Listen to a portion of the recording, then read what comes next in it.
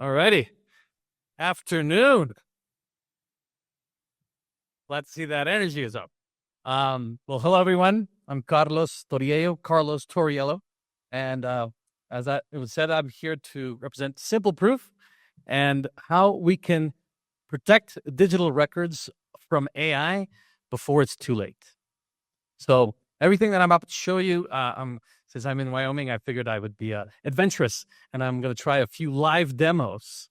So you can follow along and do everything that I'm doing, starting with creating a free account if you want to test this out yourself.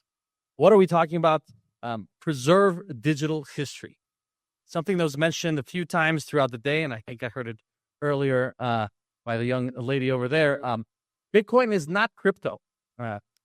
And if you recall what Adam was saying earlier, the sheer amount of computation and energy that is dedicated to Bitcoin on a second-by-second basis defies our minds. It's and we're celebrating 1 zeta hash every second.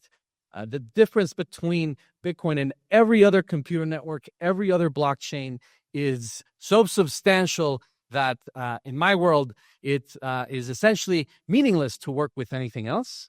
And if we want to preserve digital history, I believe that we need to use the most powerful computer network on Earth.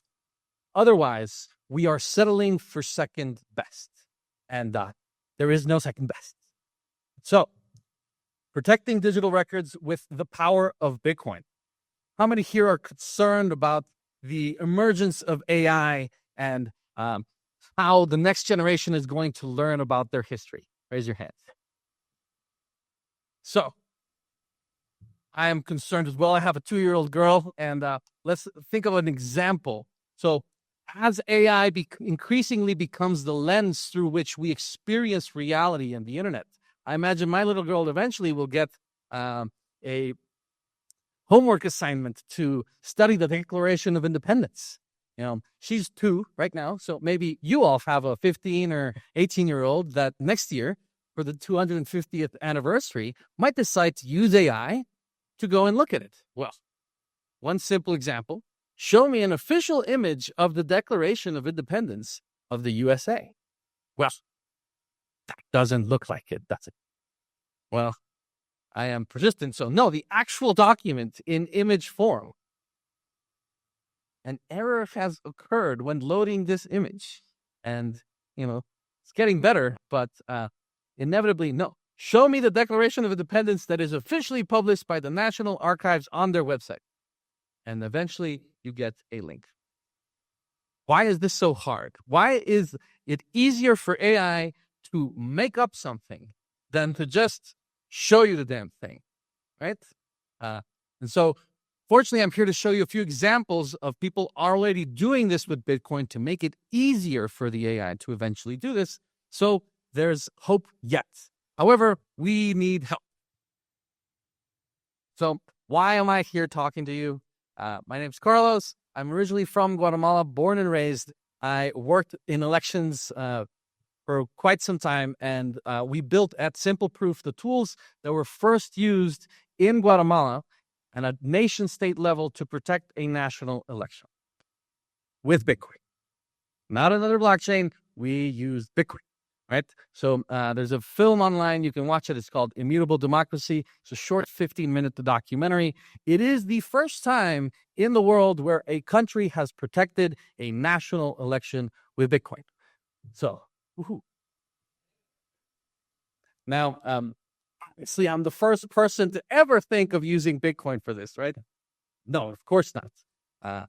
Recently, we found out some private emails between Satoshi and Martin Malmy, where, as you can read on the screen, the idea of using Bitcoin as a time-stamping mechanism goes back to Satoshi himself in 2009. He even was planning on coming up with a specific line of code to allow folks to do that. He never got around to it, but we have, moved on since, as he has gone on to better things. Who saw this? Raise your hand. See, 1 person, 2, 3. Okay. The U.S. Department of Commerce post second quarter gross domestic product to the blockchain. Yippee. Many people shrug this off as completely unimportant. I disagree. I think this is historic.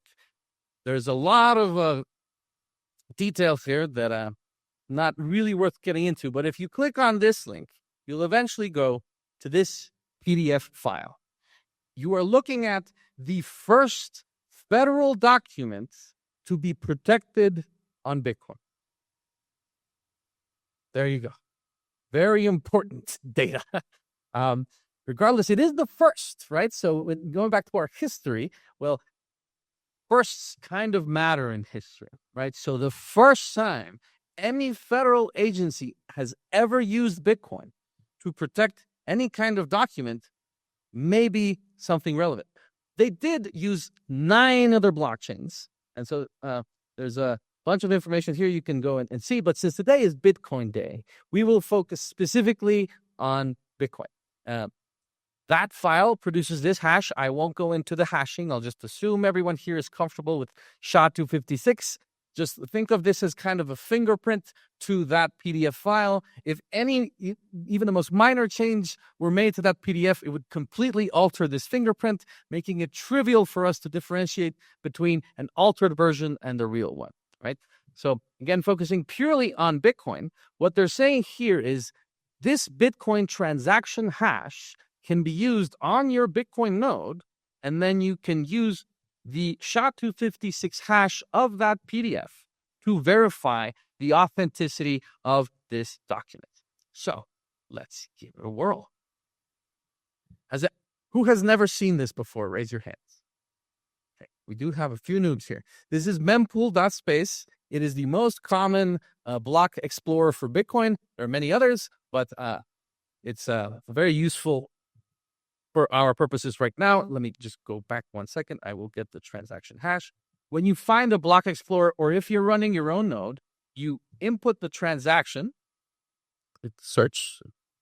I have to just reload this 1 second. Live demos. Block number 912095, mined by Spiderpool, contains transaction FC172, etc., and has a timestamp of 2025, August 28th at 7 a.m. I think that's Eastern time. So that is proof. Oh, and let me go back to getting the hash. On this transaction, there is proof that this occurred. I'm going to have to go down here and reveal the details of the transaction.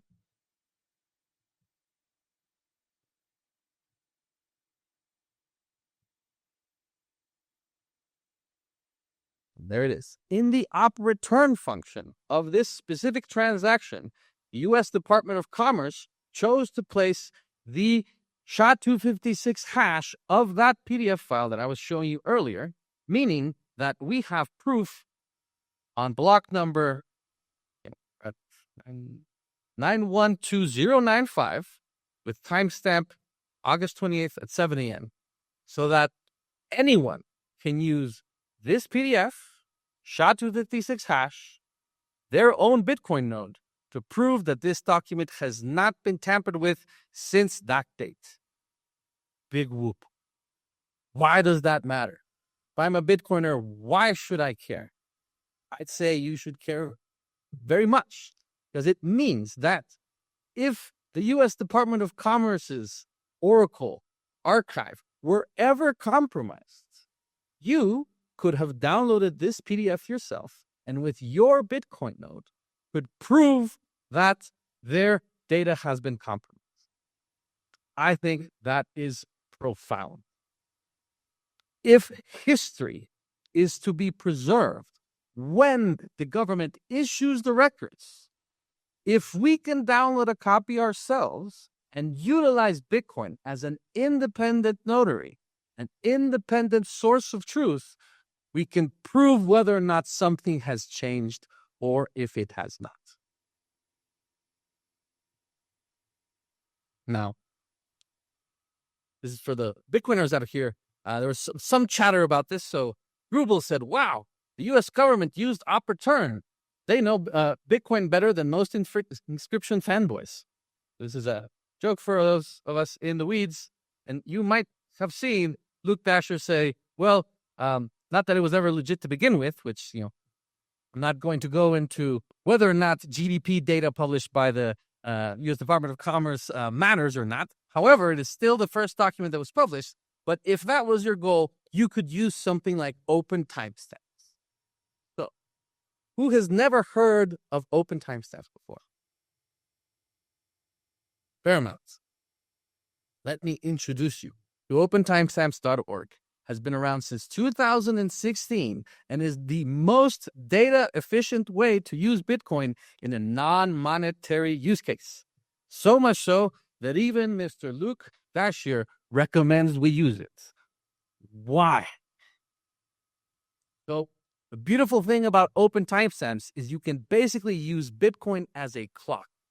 But just like all of that computing hash power, all of that energy, and all of Bitcoin's history proves that it's the only money outside of anyone's control, it also means that it is the only clock outside of anyone's control. So, through open timestamps since 2016, Bitcoiners have been able to prove that their data is at least as old as a certain moment in time. And unfortunately, many folks that are new to Bitcoin are not learning about this valuable tool, or worse yet, are throwing it out with the bathwater, thinking that it's a non-monetary use case you should avoid. No, everyone is in favor of open timestamps. I'm always flabbergasted that we seem to have consensus on 21 million and open timestamps. More people need to know about this. We never have consensus on anything, right? So you think, it was the Department of Commerce used this. No, they did not. They did something different. Department of Commerce was the first time Bitcoin was ever used to protect the public record. No, it was not. Let me introduce you to Stacy Scott, the elections administrator for Screven County, Georgia.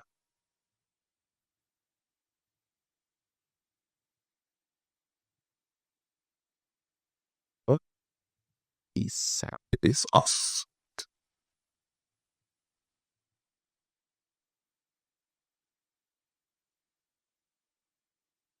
No way to do sound.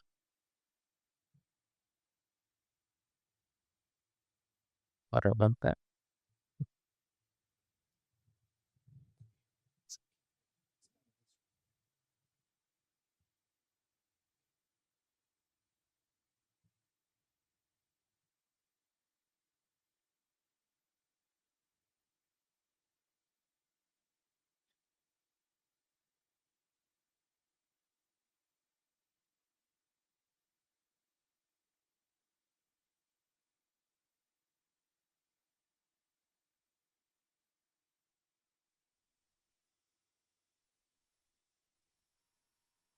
Apologies for that, folks. Live demo, indeed.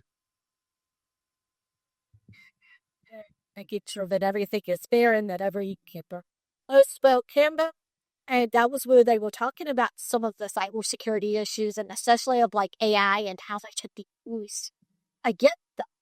On election night, I would run the report, bring that information into this office where we have the picture that's connected to it. When that information touches the internet, it should also get timestamped to the Bitcoin blockchain. So Stacy came to our second official meetup from maybe the political beliefs. I think that's kind of what led her to it. It is important that it's the Bitcoin blockchain because it's not controlled by anyone. Even our rural, small county office was easily able to onboard this technology. It was not expensive at all. It's the first time an American institution decides to invest in protecting and preserve its history with the power of the Bitcoin network. Verify. Don't just trust, you verify. So it's taking that responsibility for yourself and not just counting on somebody else to rule for it. I think as Americans, it's very important that we remember the people that created our nation. That's what's going to help us remember to keep those freedoms. We have to keep fighting and we have to keep remembering the importance of preserving this. Where?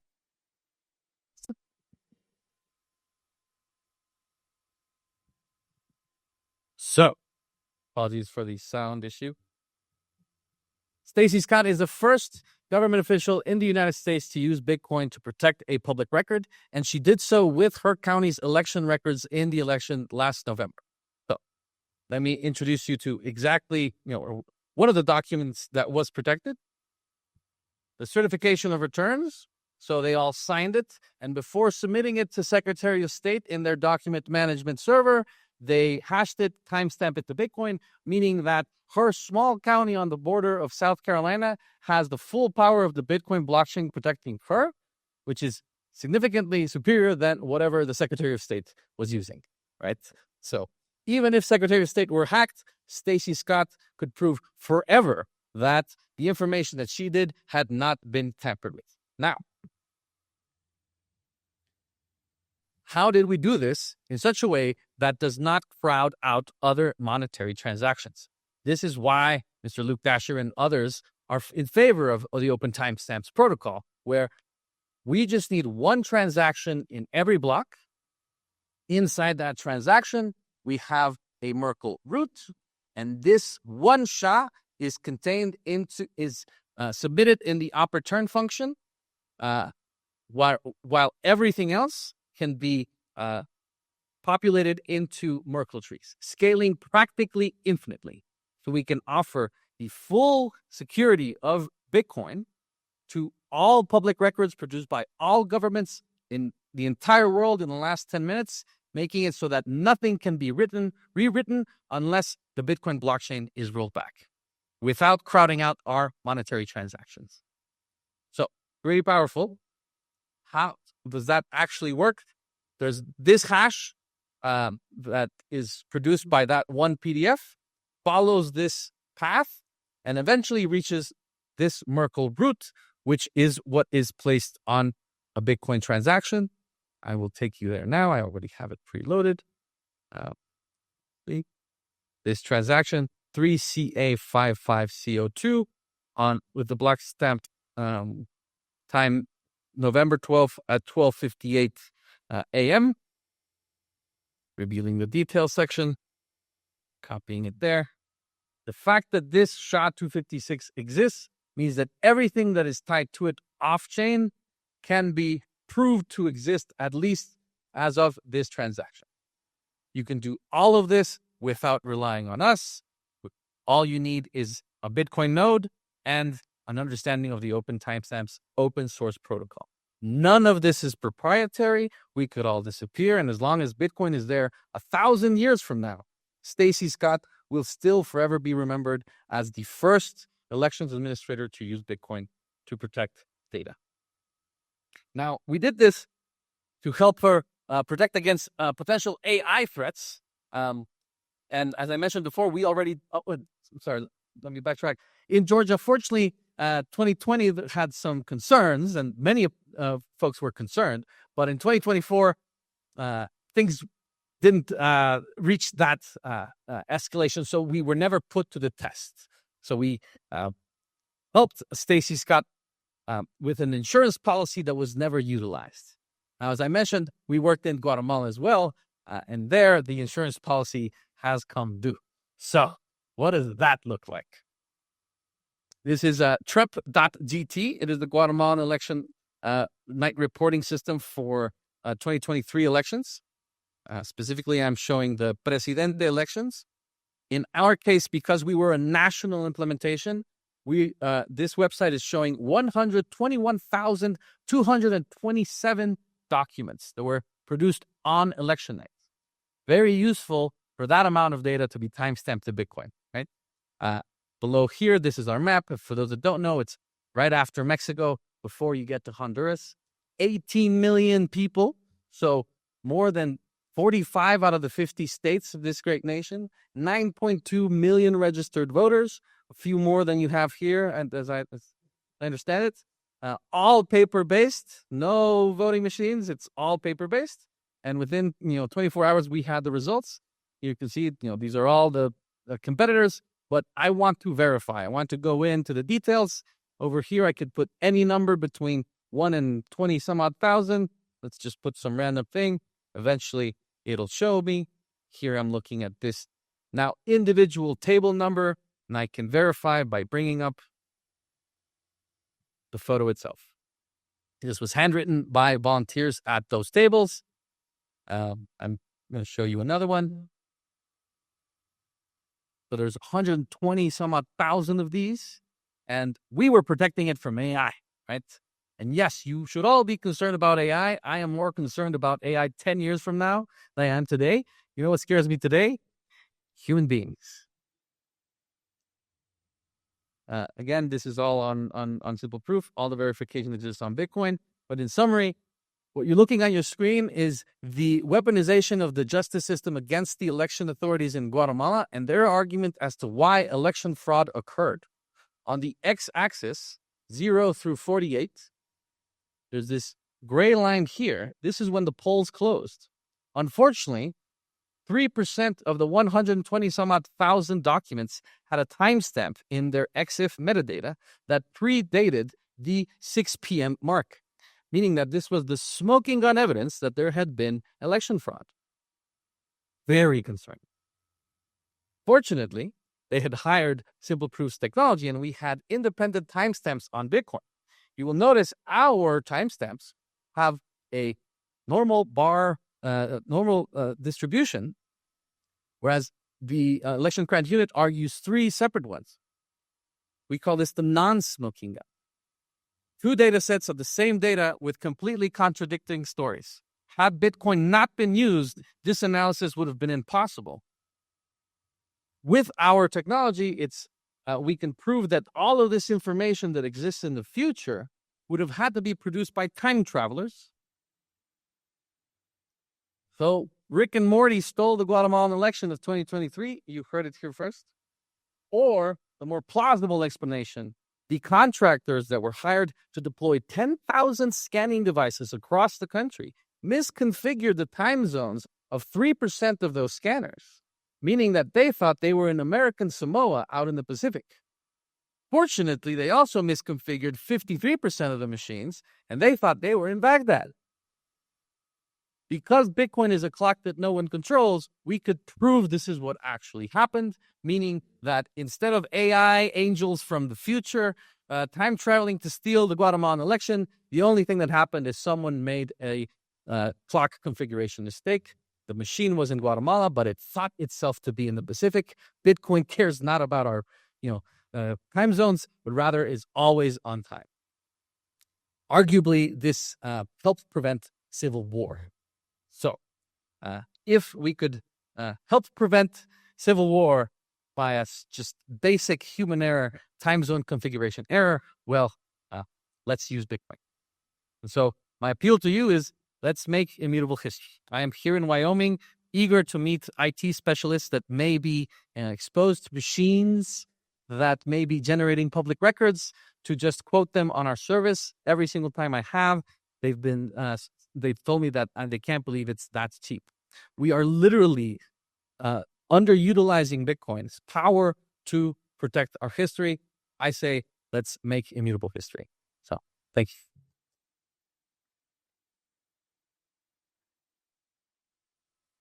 I don't know if we have time for questions, but I'm happy to take some.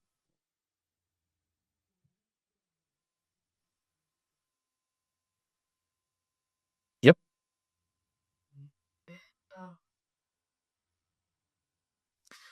Yes. So you could go to the opentimestamps.org and do this yourself, and then run it. You literally just drag and drop something here, and then you come back and you update it. All of those extra steps are what we make much more simple for folk when they come to our website, where we automatically update all of the timestamps. We also keep backups of this, but the only thing that a person needs to do is hit the little download button here, keep the source file, and hit the download button for the OTS file, and keep that on their servers. So what does this mean? It's if the government publishes the record, as long as citizens have an opportunity to have a backup and they download the OTS file, they could always prove that their records are the same as what the government records for. That makes sense? In that sense, the same philosophy of everyone running a node in their home, I would argue you should also add to your node the most important files of your nation's history, of your county's history, the music you love, the films that you fell in love with, the books you love. You could always have the things that matter to you the most, the history you want to make sure your descendants have access to. Keep it on your node, and then use Bitcoin to prove that they have not been tampered.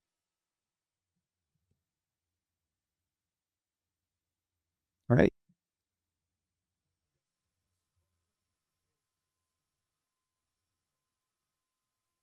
Yes, great question.